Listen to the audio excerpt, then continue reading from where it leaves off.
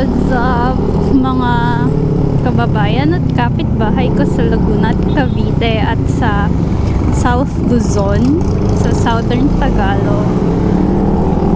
I'm kind of excited and ito ang isa sa unang long ride ulit na gagawin natin after ng pandemic. Although medyo homebound tayo. Lagi naman tayong pumupuntang Sariaya. Pero pupunta tayo ngayon sa aking mga pinsan sa Sariaya. Hello, Ate Gles. Salamat sa invite. May pasok tayo and naghabol pa tayo ng deadline pero naabutan naman natin or maabutan naman natin. So, may pa Father's Day celebration din kasi ang dami ding fathers ang nawala sa family namin itong nagdaang COVID season. So medyo ngayon ko lang naisip na medyo magiging heartwarming then yung celebration for this year. Sa tingin ko hindi lang naman sa amin pero para din dun sa madaming mga family members tayong namayapa ngayong taon, sasabihin ko. So sana masamahan nyo kami and papunta tayong Sariaya, Quezon. Doon tayo papunta. Yun ang hometown ng tatay ko. Nandun ang mga kapatid niya, may mga pinsan ako doon. So kaya Tagalog din talaga ang aking roots. So, ride safe and sana ma-enjoy yung trip. Nandito pa lang tayo ngayon sa Binyan and mukhang traffic kasi yun nga, lifted na yung COVID travel ban, at least for interregional checkpoints. So, let's go! Ito ng performance ngayon ng Sniper 150 dahil bagong change oil. Binabati ko din pala lahat ng nag-upgrade to Sniper 155 kasi kakalabas lang ngayong 2021 ng bagong Sniper upgrade. Mas maiksi siya, mas magaan, mas manipis, madaming gas tank capacity, pero hindi tayo mag-upgrade kasi hindi pa rin yan pwede sa expressway. Grabe! Ang hirap na mga intersection dito sa Binyan. As in, medyo mahirap to So, dati nakabiyahe naman ako ng Sariaya ng Bristol, 250 yung gamit. At saka Sniper. Hindi, yung Sniper pabalik lang eh.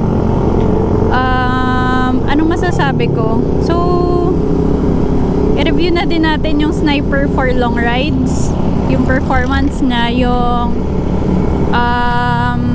usability. Actually okay siya for long ride and to be honest, so syempre nag Bristol 250 ako, hindi ko nagamit yung full capacity ng 250 na motor kasi masyado siyang mataas para sa skill level ko nung binili ko siya.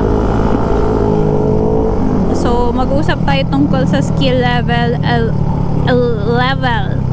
buzzwords pag nagmamotor.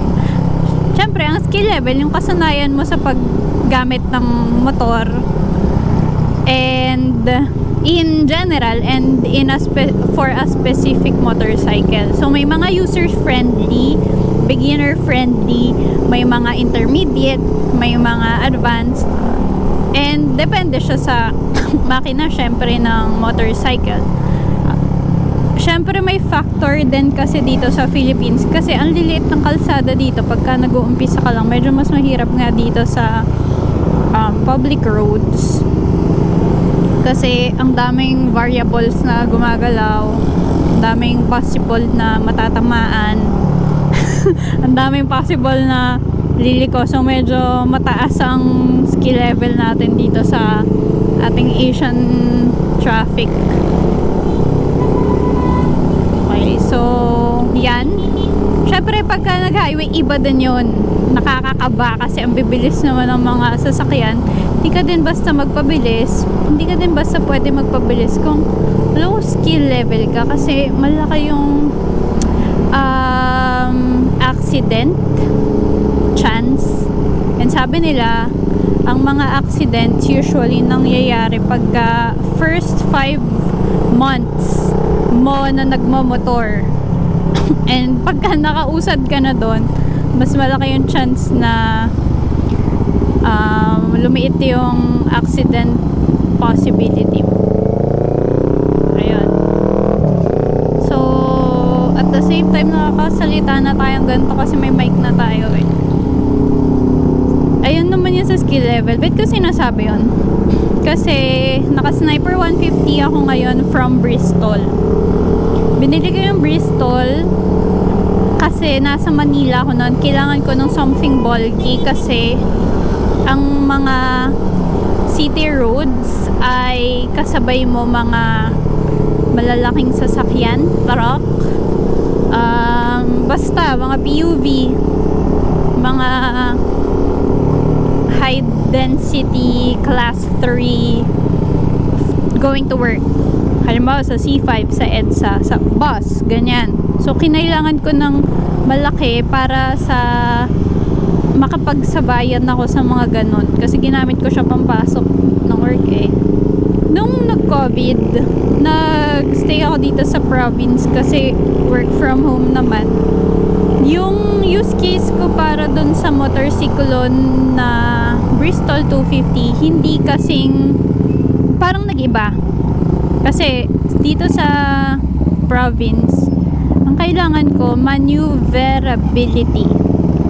Kasi halimbawa, pupunta sa Talipapa or ano ba? Pupunta sa Talipapa or ganito, puro provincial ride traffic. Mga bako-bako, sobrang pangit ng road sa probinsya kesa sa Manila, sabihin natin ganun, to be honest. And kailangan dito mabilis kang makaka iba ng direksyon kasi nga ang daming, halimbawa yan, mga tricycle, mga ibang motor, halos lahat naka-motor dito sa province. So kailangan natin ng maneuverability and okay tong sniper para sa use case na yon. Nung naka-Bristol, yan ba, pinaparada ko yung Bristol, hindi ko nagagamit kasi bigat na bigat ako ilabas siya sa garahe. Kasi may ramp yung pinaggagarahihan ng Bristol ko eh. Ayun.